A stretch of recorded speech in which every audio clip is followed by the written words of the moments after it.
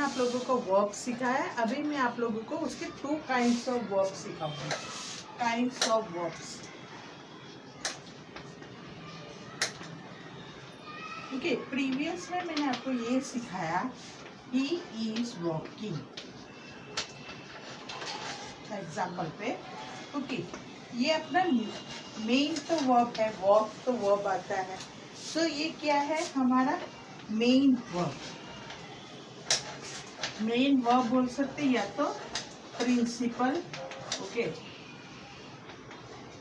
Principal verb, okay. ये यहाँ पे अब ये इज क्या है, इज भी वर्ब कहलाते हैं, लेकिन वो एक्शन नहीं है, वो हेल्प करते हैं, ओके। तो इसको मैंने क्या बताया कि आपको हेल्पिंग वर्ब्स, इसको क्या बोलते हैं, हेल्पिंग वर्ब्स। ऐसे ही हमारे पे 2 काइंड्स ऑफ वर्ब्स है। एक तो फर्स्ट वाला प्रिंसिपल वर्ब्स, प्रिंसिपल नहीं तो हम क्या बोलते हैं, मेन वर्ब्स, ओके। अब पहले मैं ये आपको समझाऊंगी। प्रिंसिपल वर्ब्स मैंने अभी बताया, वॉकिंग जो है हमारा प्रिंसिपल वर्ब्स है। The verb is complete in its meaning and does not require the help of any other word in order to complete its sense.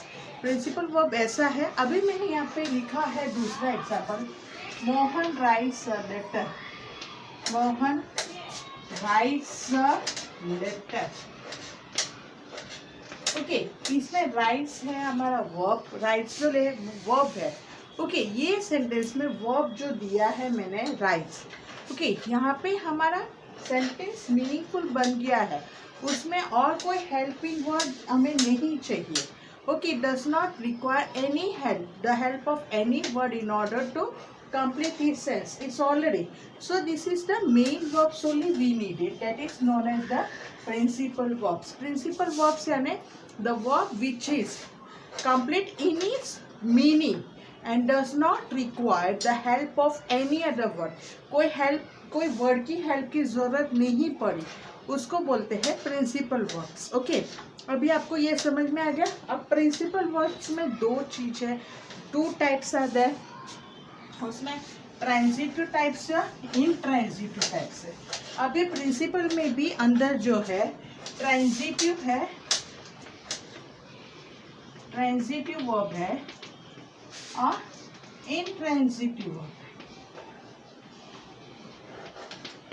Okay. अभी हम ये देखेंगे। प्रिंसिपल वर्ब्स आपको समझ में आ गया। मेन वर्ब्स यानी क्या है, जो इसका कंप्लीट इन इट्स मीनिंग, जो वर्ड जो है the principal, the main verbs is complete in its meanings and does not require any help of any word, okay। कोई help की जरूरत नहीं है in order to complete its sense, okay। it is already the meaningful sentence। अब उसके अंदर ही हमारा transitive और इंट्रांजिटिव सेंटेंस है।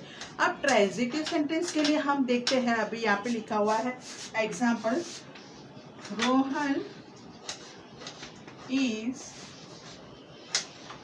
Drinking juice, okay. यहाँ पे मैंने लिखा रोहन इज ड्रिंकिंग जूस। अब रोहन इज ड्रिंकिंग जूस, यहाँ पे कौन सा वर्ब है, ट्रांजिटिव, ड्रिंकिंग है, ओके। वर्ब जो है वो तो इन दिस सेंटेंस अभी हमें ये सेंटेंस में ड्रिंकिंग, रोहन इज ड्रिंकिंग मैं नहीं बोल सकती क्योंकि वो इनकम्प्लीट है, इसमें हमें एक ऑब्जेक्ट की जरूरत है।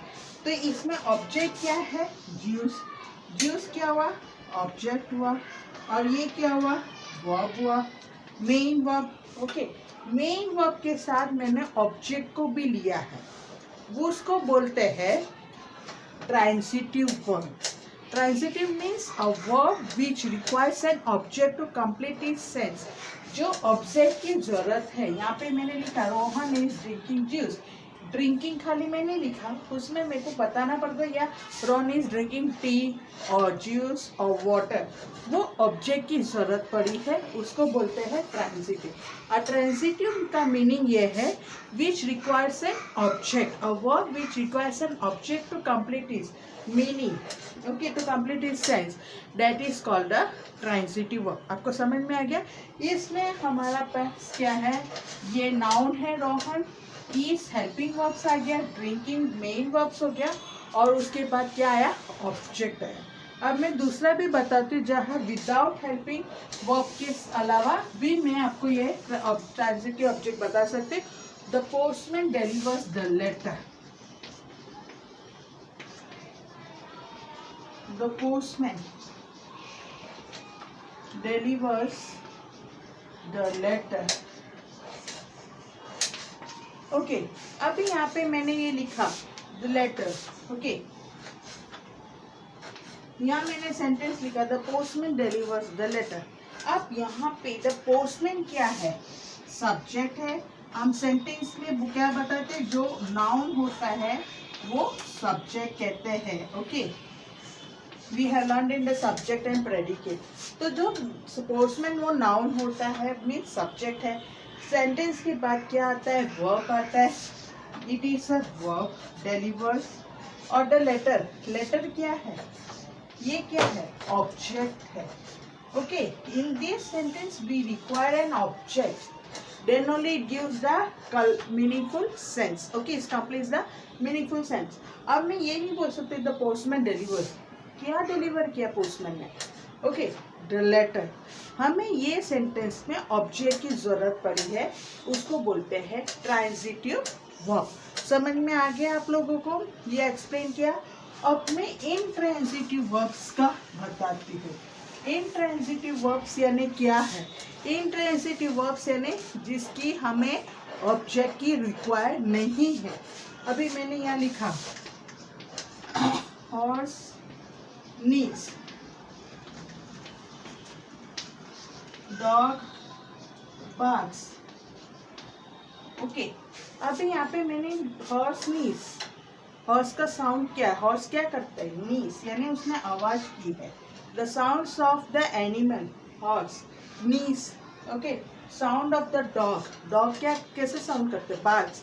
Okay, this words is a verb, but यहाँ पे हमें ऑब्जेक्ट की जरूरत नहीं है। ओके, इसमें हमें ऑब्जेक्ट की जरूरत नहीं है, उसको बोलते हैं इंट्रांजिटिव वर्ब्स। अभी मैंने ऐसे लिखा द गर्ल डांस, अभी एक लड़की ने डांस किया। ओके, द गर्ल डांस, इसको बोलते हैं इंट्रांजिटिव, यानी without an object the words complete. The girl dance, the teacher teach.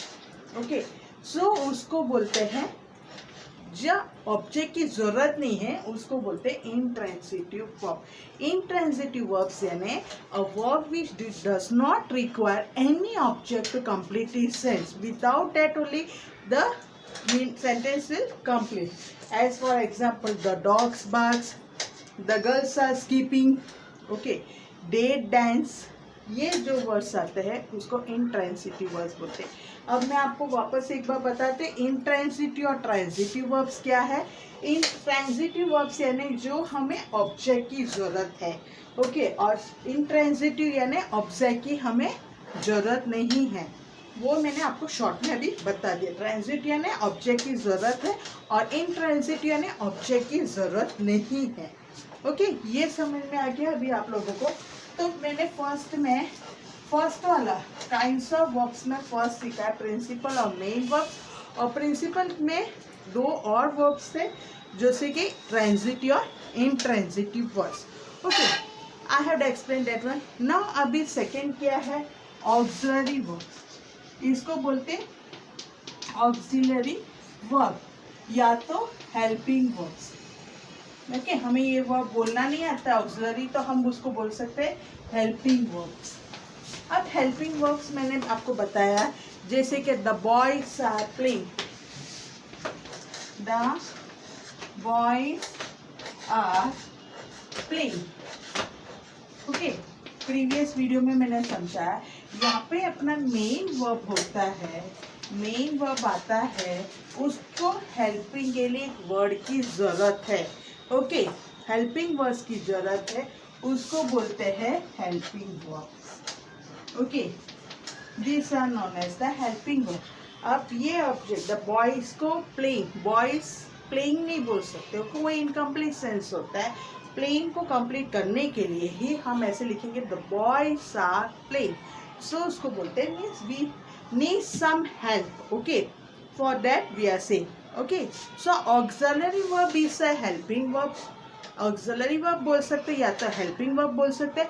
It helps to form the tense और a mood of the main verb. Okay, ये tense जो है, tense जो words आया है, टेंस मूड जो भी है, उसको हेल्प के लिए हमें हेल्पिंग वर्ब की जरूरत है. ओके, अब दूसरा type, you can dance. You can dance. अभी मेन वर्ब तो हमारा मेन वर्ब ये है. ओके, मैं प्रिंसिपल वर्ब भी बोल सकती है या तो मेन वर्ब भी बोल सकती हूँ, डांस. लेकिन उसको हेल्प करने के लिए हमें एक वर्ड चाहिए, हेल्पिंग वर्ब कैन. ओके, ये हमें हेल्प करता है एक वर्ड को कंप्लीट करने के लिए. So you can dance, that is क्या है, कैन क्या है, हेल्पिंग वर्ब्स. ओके, अभी इस तरह जैसे कि एग्जाम्पल में मैं बता the chief auxiliary verbs are, जैसे कि are, shall, can, is, have, must, was, were, have, had, has. ये सब जो वर्ड्स होते हैं, does, did, do, they, might, can, could, ये सब बोलते हैं ऑक्सिलरी वर्ब्स. ओके, समझ में आ गया यहाँ तक ऑक्सिलरी वर्ब्स क्या है. ऑक्सिलरी वर्ब्स यानी it helps to form the tense और mood of the main verbs. Main verbs का जो टेंस और मूड फॉर्म करते हैं उसको बोलते हैं ऑक्सिलरी वर्ब. जैसे कि एग्जाम्पल है, the boys are playing, he is drinking lemon water और ही इज ड्रिंकिंग जूस. वो सब जो वर्ड है, ई, शैल, मस्ट, और ये सब वर्ड, और, shall, can, have, am, are, was, were, ये सब वर्ड्स को बोलते हैं ऑक्सिलरी वर्ब्स. ओके, समझ में आएगी यहाँ तक. तो अगला वीडियो हम दूसरा देखेंगे. Till that, thank you.